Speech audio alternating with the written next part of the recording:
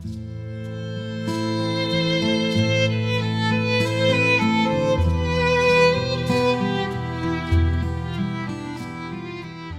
is Angela Blueskies, and it is such a delight to be here again today with another amazing guest. And it is my pleasure to introduce you to my dear sister and friend, Bobbie Arrington.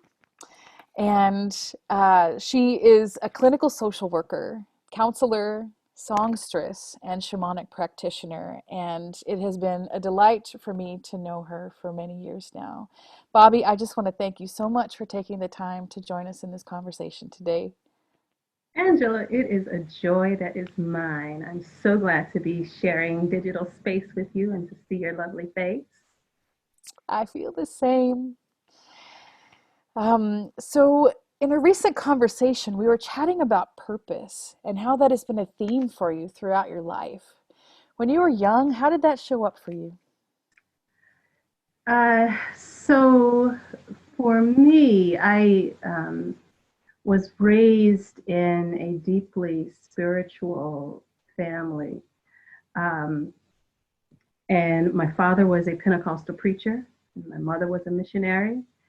And early on, I really just deeply connected to the spirit and the heart of sort of the essence of what that meant. And early on, I always had this desire to, in my mind, and it has evolved over time, of course, but it was just like, I want to serve God. I want to serve God. And I was so earnest about it. I want to serve God. And growing up, church was my life. Like, Bobbie, where you going, church? Where you been, Bobbie? Church. I went to church, 3 to 4 times a week. If there was a revival meeting, I was there every night. And then I'd get up and I would go to, in the morning, I would go to my Christian school. And so my entire life, almost through college, was surrounded by Christianity. It was the only truth I knew at that point. And but through it all, there was this earnestness of, I want to serve God. I want to serve God. And I remember when I decided I would join the Peace Corps and I was going to South Africa, I had a lot of prayers, and they were very Christian prayers. I wanted to be with a Christian family because I was Pentecostal, and that was the truth. Catholics were iffy, like they were highly suspect if they had the truth or not. Pentecostals for sure had the truth. And so I was like, I want to be with a good Christian family that believed like I do. It's easy to believe as you do when everybody believes just the same as you. And so everybody that I was around believed just like I did. And so my values were never put into question. But one of the things that I prayed for, I said, but most importantly is I want to grow spiritually.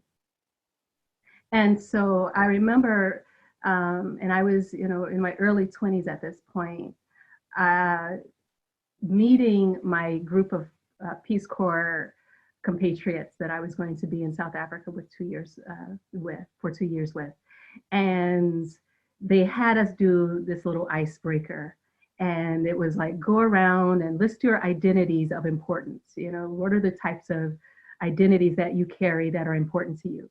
And the number one identity that I put forth before I was a woman, before I was Black, before I was anything, I was a Christian. That was my identity. And move on forward through, 6 months, one year into my time in South Africa. I'm no longer surrounded by people who believe like I do. And I'm recognizing that, I'm existing with people who for thousands of years have not believed like I do. So what does that mean about what I thought is supposed to be the truth, that nobody goes to heaven unless they believe in Jesus? But if these are people who have never even heard of Jesus, what does that mean? And just sort of as an aside, sort of talking about purpose and how the universe knows who you are. You came here with a purpose. It's imprinted in your bones. Um, I remember when we first got there, uh, they asked us, where did we want to live? And I was just like, I want to live someplace rural, but as long as it's not with a local witch doctor. Hmm. And what's funny is that after I was finished, at the end of my 2-year journey, I went back and met with the person who was in charge of the housing. And at that point, I had become completely sort of evolved in my thinking. And he said, I actually had you with the premier Sangoma, a traditional healer of South Africa. That was going to be your housing. So I did not before I told him that I didn't want to stay with the local witch doctor. Like that's where he had me placed. Instead, I ended up in the regional headquarters of of Sangoma's traditional healers. I ended up in their town, and I had to walk past their building every single day on my way to the schools. And so as I was evolving in my beliefs, I remember at one point having such a question of this identity. Like I began to question God, I began to question everything. And I literally felt like the foundation of my being, like a crack open up. Because it was just like, if I'm not a Christian, then who am I? And that began the opening towards me of actually being of service, true service to my divine purpose. And so for me, my purpose has always been in some way, like now I'm a shamanic practitioner. Even when I was in South Africa, people would ask me, are you a Sangoma? And I was just like, no, I'm not a Sangoma. What do you mean, am I a Sangoma? It was so bizarre, but they were able to see that purpose in me before I could see it within myself. And so for those listeners who might not know what this reference to Sangoma is, can you say a little bit about that? A Sangoma is a traditional healer. It's the South African word really for shaman. Thank you. Mm-hmm. So how long ago was this Peace Corps experience? So that was back 2 years between 2002 and 2004. So almost 20 years now. Yeah, almost 20 years. So with that really rich life experience and exposure to new ways of thinking and new traditions and cultures, but your devotion to your purpose, I want to serve God, I want to serve God. How is that, all of that continued to inform you along your path so far? So for me at this point, being of service to God simply means being in service to humans and allowing the purpose that was written in my bones, that was written into the very fabric of my light being before I came here, which being in service to that is to be in service to the people and to be in service to the planet. Recognizing that I myself am that divine light that I always prayed to. And so just by being and existing, I am bringing that service. I am that service that I always prayed for. What a beautiful shift in perspective. Yeah. And so somewhere along the way, Pentecostal family and cultural traditions must have shifted quite widely for you to then shift into a practice that falls under the label of shamanism. I would love to hear a little bit more about how that transition happened for you. So what's funny, and one thing I realized as I began to go through that transformation is that the sun doesn't stop shining because the clouds are there. And that within that tradition, there is a lot of sunshine. There's a whole lot of clouds, but there's a lot of sunshine and truth there. There were some deep spiritual truths that it just takes a sort of sharp tool to kind of get to. And so as I have matured and as I've developed and as I've grown, the infant stage was a lot of anger and a lot of resistance and just like, I can't believe, my father's an intelligent person. There was a lot of anger at my father, just like, how could he believe this? And how could he teach us all of this? And so I had a lot of anger at him. And sort of talking about purpose, I'm going to take a little bit of a detour and just talk briefly about my father. Both my parents have now since passed. One of the things that I was able to come around into the forgiveness for my dad was my dad was a healer. He was a small town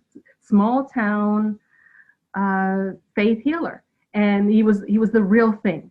Like, growing up, we had a small little church on the south side of Chicago, and the walls were covered in wheelchairs and walkers and canes. And I literally have seen him lay hands on people and then get up and walk. Wow. So he had that natural gift. And so as I began to think about the gift that my father was granted and the gift that my mother was granted, she was a dreamer. She had visions, she had dreams. That on the south side of Chicago, there was no space in the Black community or any community for a shaman. The only space for those gifts to make themselves manifest was in the Pentecostal church. Yeah. Not the Catholic Church, but in that certain mystical set of beliefs that is Pentecostalism within Christianity. Was there space for him, for his soul to manifest itself in the way it needed to be? And so I said, okay, Dad did just what his soul needed to do, and he did it to the best of his ability. And so that helped me to begin to sort of deepen my relationship and my capacity for forgiveness and understanding of how the divine shows up. And to be able to offer forgiveness and also to begin to see some of, I'll just call it the magic that exists there, because that's the tradition that gave my ancestors hope. Within it, you see within the African Pentecostal tradition, you see the remnants of the African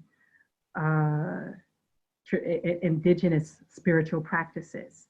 There is the shouting and the dancing, and it's this, mounting of the spirit, and we call it, that it's the mounting of the Holy Ghost.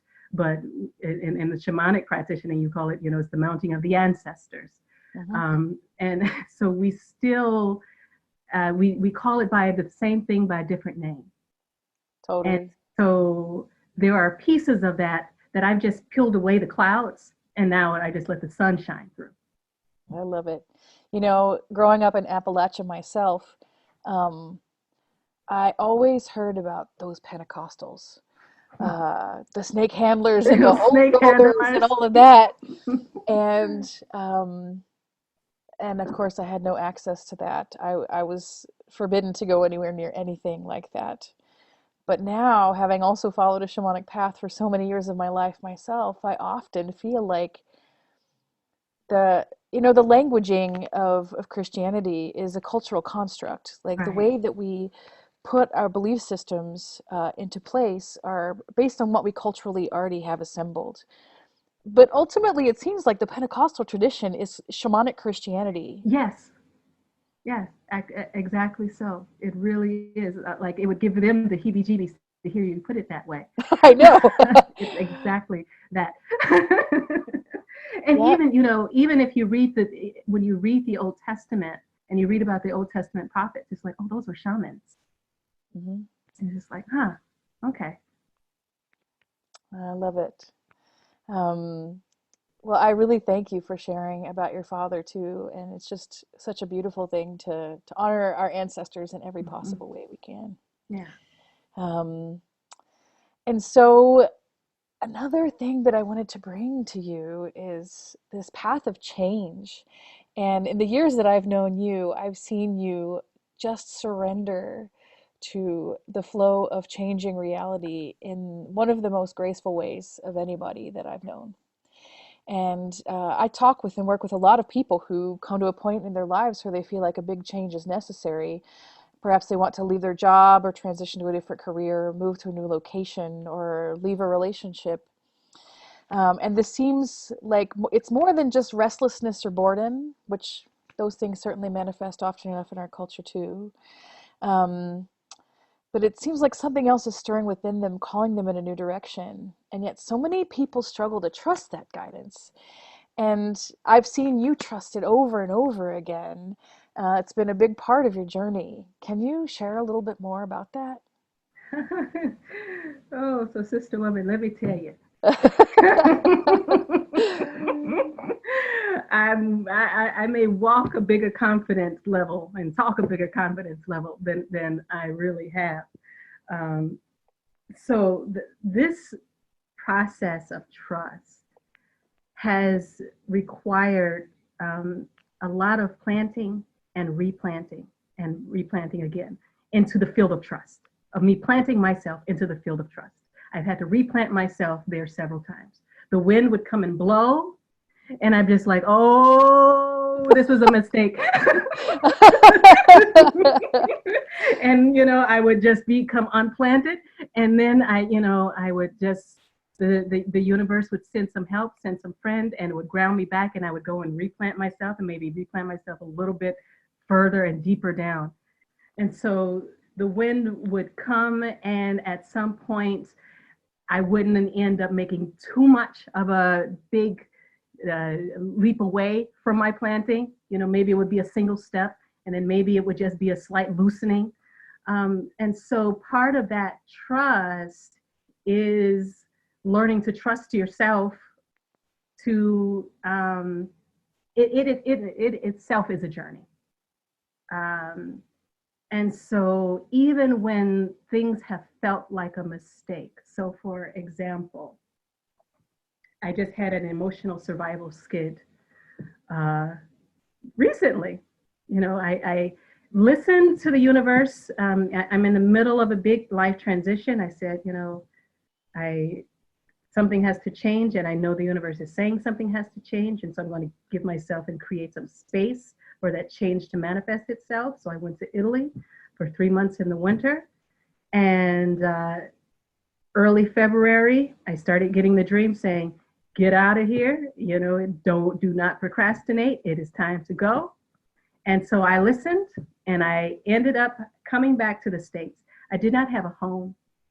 I had a job that has since blinked out because we don't have enough hours to be able to even uh, give me cause to even log in.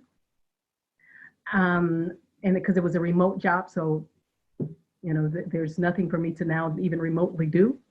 Mm-hmm. And so no home, no job, no prospects. And I'm just like, universe, I spent 3 months praying.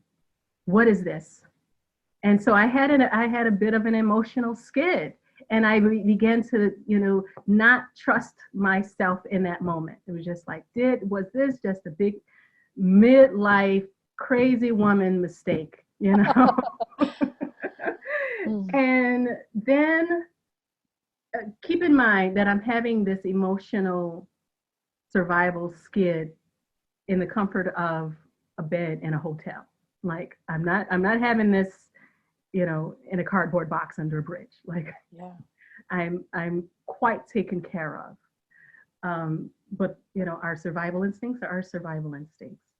And it was, in the middle of all of this, I remembered that just when I arrived, like almost the first or second night that I arrived back in New York from Italy, I was given a dream that said, inviting me to Tennessee. And it's just like, you have a beautiful voice. You should go to Tennessee. And I was just like, oh, And I just mulled that over around. I was like, you know what? That might be, that just might be the sign that I had been waiting for.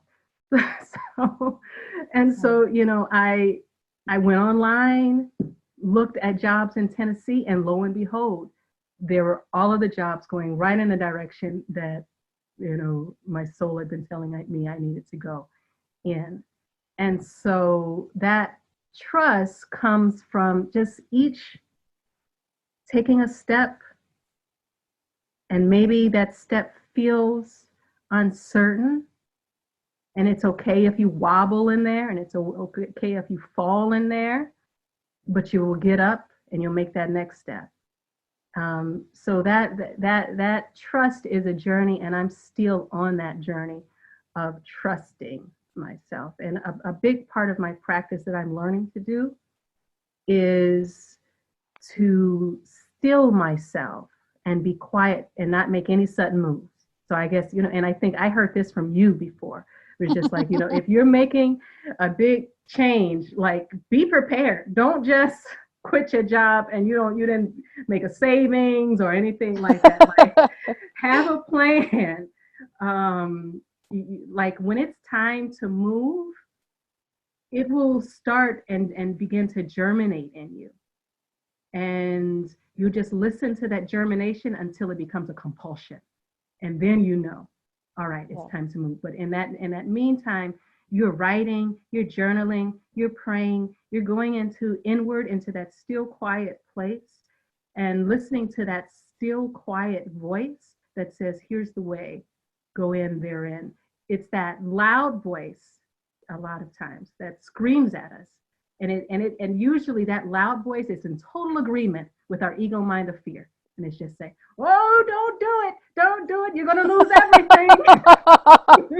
Yep. And so we listen to that, and it's really loud, but that still quiet voice, it's a whisper. It was just like, it's going to be okay. Just take your time, wait a little bit longer, and then when it's time to leave, you'll be prepared. So I would say that in that journey of trust, I make sure I try and do those three things. I journal, and in that journaling, I'm putting my intention down. I'm writing what it is that I want, and then on just a straight material level, I'm saving. I'm Right. saving, and I'm just going within and seeing what comes up in my inward time, my meditation time. And I think you brought such an important dynamic to this conversation in knowing that there are certain practical steps that we need to take in order to meet our intentions and our wishes in the flow that comes when we then allow ourselves to get still and quiet and listen for the greater voice that calls us forward. And I know that I've done both. Like in 2004, actually, it was the end of 2003, I had a big awakening process that happened spontaneously, and I didn't know what was happening. And no one else that I knew had ever been through anything like that. Um, and through that, I was guided to go to Spain to walk the Camino de Santiago. Mm-hmm. And like it's time to do something to listen deeper to this. And I knew it in my bones. I knew it in my soul that I had to go to Spain with a backpack and walk 500 miles.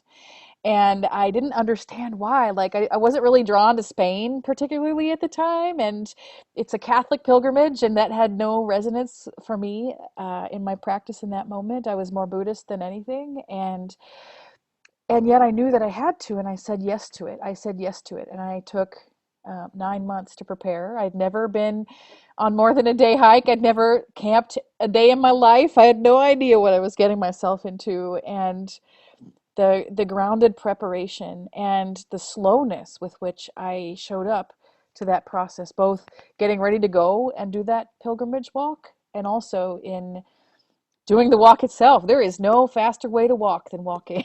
You just show up with your pack on your back, and it takes as long as it takes, and you have to stay in the moment with it. And that was a huge teaching for me in both trusting and doing what I needed to do on practical terms. But there have been other times, especially as I started to really understand that there's this higher voice. I didn't know what it was yet. This higher voice, though, that was calling me in certain directions and informing my growth and my path forward. There were certain times that I would get the message and do something impulsive. And in those moments, then I ended up like, what did you call it? You called it an emotional skid. Is that An what you called emotional, it? emotional survival skid. Emotional survival skid. That's perfect language for that. I saw myself enter into that many times too. It was like, oh shit, what have I done now? I heard the voice, I trusted the voice, it seemed right, but then I did something radical. And so the bigger message that has come to me over and over again is like, just keep paying attention, just keep showing up, just keep listening. When it's time to act, you will know. And then you move, and then you move in faith and you trust it. But in the meantime, do what you need to do so that you're also directing your life toward that and feeding it and preparing and resourcing for that.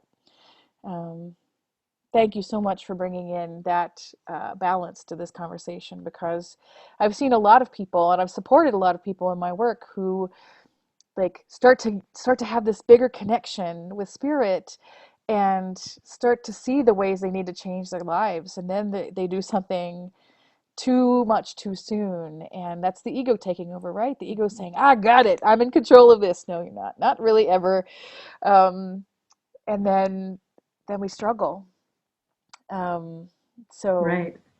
We such an have to resist the urge of making any sudden moves. You know, if we make a decision that we want to walk in partnership with spirit, then we have to give spirit time to prepare the way. And so when we make a sudden move, they don't have everything in order yet to make that landing a little bit more seamless. And so we make it just a bit harder on ourselves when we're impatient. So part of that intuition is just knowing, it starts with that germination, just like it started with that little seed. And then as that seed is growing, you're preparing. You took how many months? 9 months.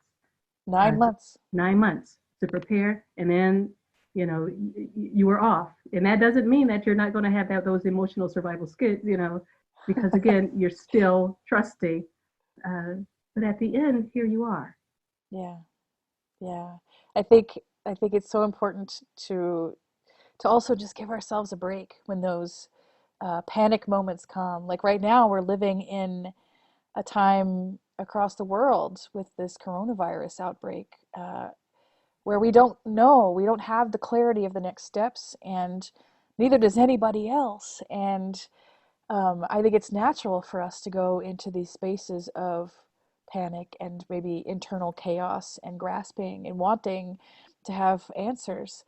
And what an amazing collective time to be practicing what we've been practicing all along anyway, for a lot of us, as we learn to live from one step to the next, paying attention, staying connected to our hearts, staying connected to kindness, and trusting that we will know what we need to do when it's time. Exactly so. Yeah. Exactly so. And so, as you were telling us about this big move to Tennessee that you're getting ready to undertake, you mentioned this message came in a dream. And many times when we've been together sharing rich, awesome, juicy conversation, you've shared that one of the biggest guiding forces in your life has been your dreams. And I know that a lot of listeners are probably curious to explore dream work more. How do you know if you're receiving a dream that is meant to guide you instead of a dream that is simply processing your day to day life? And how do you come to work then with the information you receive in your dreams? Oh, that is such a good question because dreams are woolly business. Um, and, there are times over the years, if people are familiar with Game of Thrones and the Red Priestess, and she would see things in the fire, and she would see them and she would lead people off onto this big journey, and everything she thought she saw just fell flat. It was just like, nope, I don't know what you saw in the fire, but that wasn't it. Um, and so, I try to not become the red priestess. And that means learning how to read the spirit symbols and imagery that comes, the spirit of the dream speaks in symbols and imagery, in memes and emojis, so to speak. um, and so that too has become a practice that has happened over the years, um, of learning when I'm just having, you know, nonsense dreams where it's pretty much I'm just processing conversations that have happened through the day. I'm dumping. And a lot of times that's just, I won't even really remember those in the morning. They're just kind of, and there's not a compulsion inside me to try to remember them. However, for me, and I think folks who do spirit work may find themselves in the same situation. My dreams, I spend, all of my daytime in the physical realm, and my evening time, for the most part, I spend it in the spirit realm. And the first time that this happened, I call it my big dream.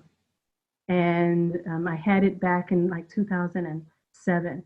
And it was when I had first decided, I'd gotten back from the Peace Corps, and I decided, all right, I am going to face everything that my beliefs have told me were wrong. I'm going to face them. So I went and I borrowed a book on Wicca, and I bought a pack of tarot cards. And I just said, all right, I'm not going to allow myself to sit in fear. I'm just going to explore and open myself up, because how do I know what's true if I never explore what's out there? And when I let that door open, I had my first time first encounter with beings that were otherworldly, completely otherworldly, not aliens, but, almost, ayahuasca-like, psychedelic-like.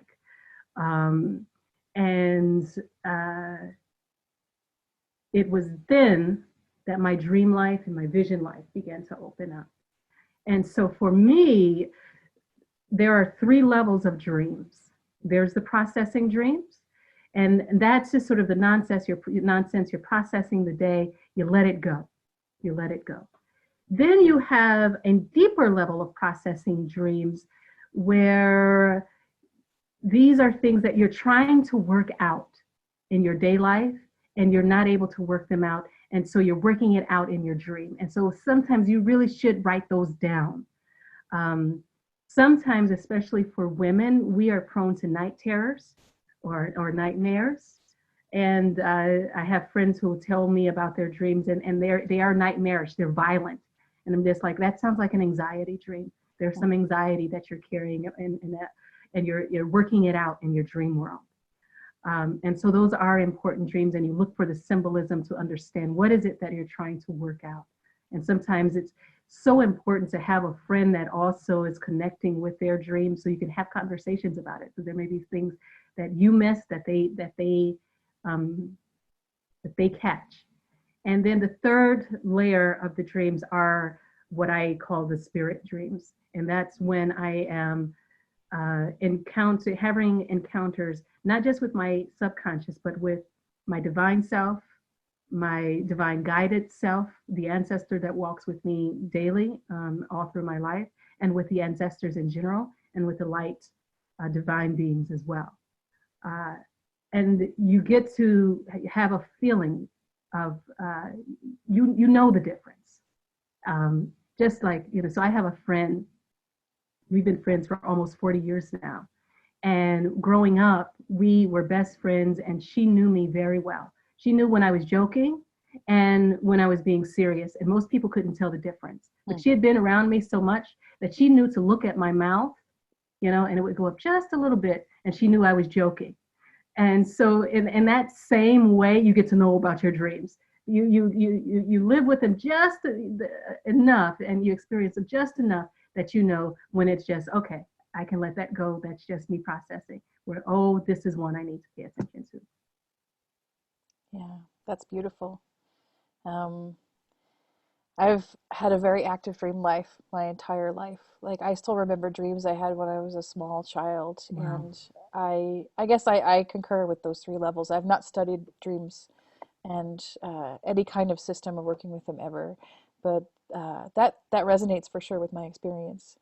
Um, for listeners who are intrigued by the idea of cultivating a deeper connection with their dreams, what kind of practice do you suggest? Yeah. So um, I would, and this is something that I do, and I actually did this just this week. And this works for me, is actually asking this dream of the spirit to come and visit you, and say, I would like to travel with you tonight, and please, come to me, and then let me remember in the morning. And so Mm-hmm. just begin to speak to the spirit of the dream, to acknowledge it. And then when you have the dreams, and I think for one reason why you have such a deep relationship with your dreams and why I have such a deep relationship with my dreams is that when the dreams come knocking, we listen. We are open and receptive vessels. That when they come knocking, we are not someplace else or too busy for them. And so we have to make ourselves available, and open. And so when we have those dreams, begin to write them down and to begin to journal them. I heard this summer, Sherry Mitchell, I don't know if you're familiar with her, she's an Indigenous No. elder. And one technique that she suggested with dreams was that you take a glass of water at night and you pray over the water, and especially if you want a dream that will help you, if you're trying to work out something and trying to get some guidance. And so you pray into the water your need, and you ask the water to give you that dream and to help you to remember it in the morning. So you drink half of the water, put it on your nightstand, and in the morning you drink the other half, and you ask to bring the dream forward. And sometimes too in the morning, I will wake up and I'm just like, oh, that feels like that was an important dream, but I can't remember it. And so I will ask, if this was a dream that I needed to remember, please bring it back. And if it's one that I actually need to remember, it will all come tumbling right back. Um, and if it's one, even though I really want it, but it's not one that I probably, because the spirits know that I will just tease it out and make, a big deal out of it, it won't come back. It's gone. Yeah, I love it. So, yeah, like with everything, it's building a relationship. Yeah, I love that. Um, and I think that a theme that is weaving through this whole conversation that I personally just have so much appreciation for is how important it is to just give ourselves the space to show up, whether it's for dreams or listening for purpose or forming a trusting relationship with ourselves or with spirit or ancestors or whatever guiding forces we want to choose. If we keep ourselves too mentally busy or too busy in the world doing things all the time, there's no space, there's no room. And when everything is given the space to settle, then we can receive. Yes, Yeah. there is so much power in silence. If we, um, a lot of times, and sort of for me and for some people, we may not see this time as a gift, if we're being asked to, as non essential workers, to be at home.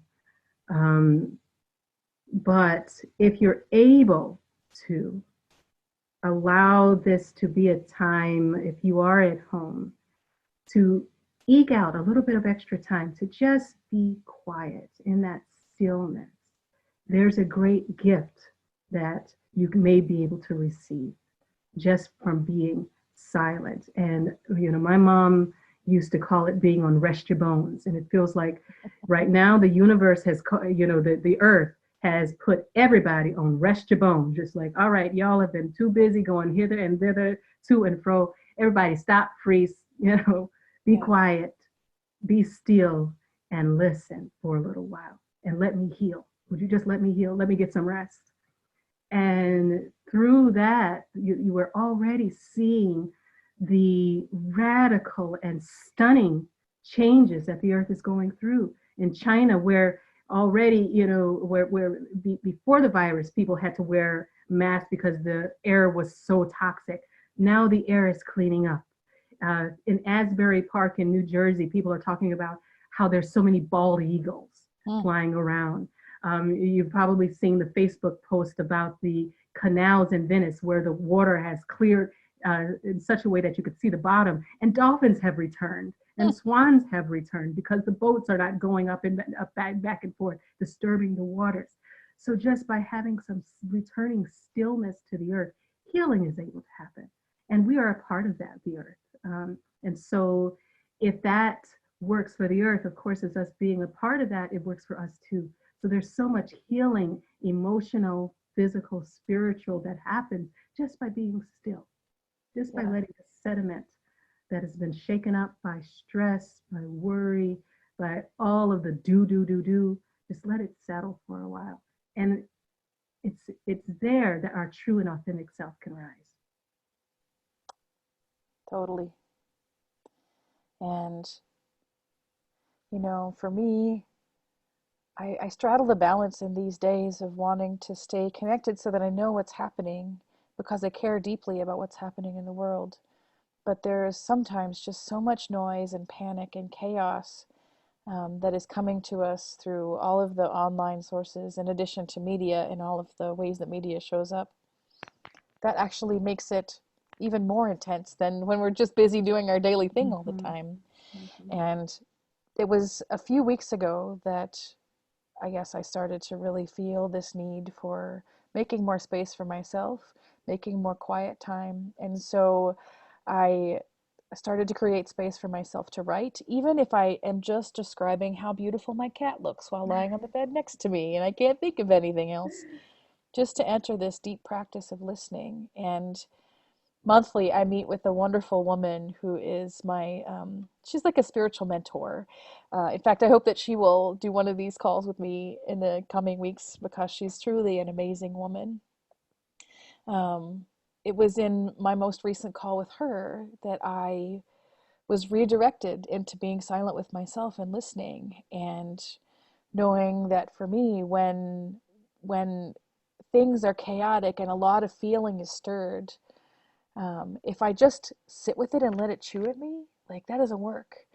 And as a creative person, as a musician and a writer and other things, like I just came to reconnect with the truth in myself that if I don't find some positive, life affirming way to channel all of that feeling, then it will continue to just eat away at me. And so that actually is what birthed this whole project, Two Hands and a Heart, Mm-hmm. and these interviews like what we're doing right now. Like, how can I allow myself to get quiet in order to listen? How can I invite others to come and get quiet together with me so that we can listen and create conversations such as this one that will hopefully invite other people to get quiet and listen within themselves.